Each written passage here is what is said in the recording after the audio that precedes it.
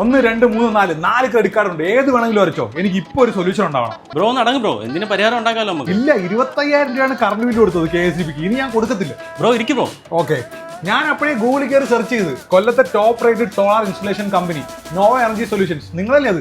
അതെ, നിങ്ങൾ കറക്റ്റ് സ്ഥലത്താണ് വന്നിരിക്കുന്നത്. അല്ല, ഈ കറണ്ട് ബില്ല് അടയ്ക്കുന്ന പൈസക്ക് നമുക്ക് വീട്ടിൽ സോളാർ വയ്ക്കുമെന്ന് ഞാൻ കേട്ടല്ലോ.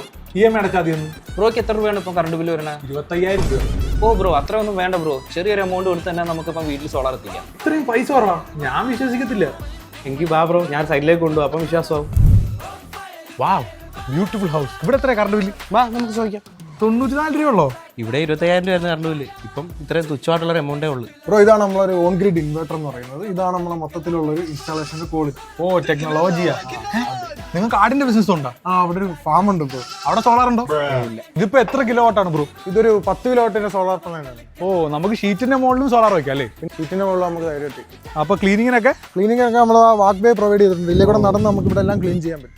അല്ല ബ്രോ, ഈ സോളാർ വെച്ച് കഴിഞ്ഞാൽ 78,000 രൂപ കേന്ദ്ര സർക്കാർ ഇങ്ങോട്ട് തരുമെന്ന് കേട്ടല്ലോ. പിന്നെ കേന്ദ്ര സർക്കാരിന്റെ 78,000 രൂപ സബ്സിഡി കിട്ടുന്നുണ്ട് ബ്രോ നമുക്ക്.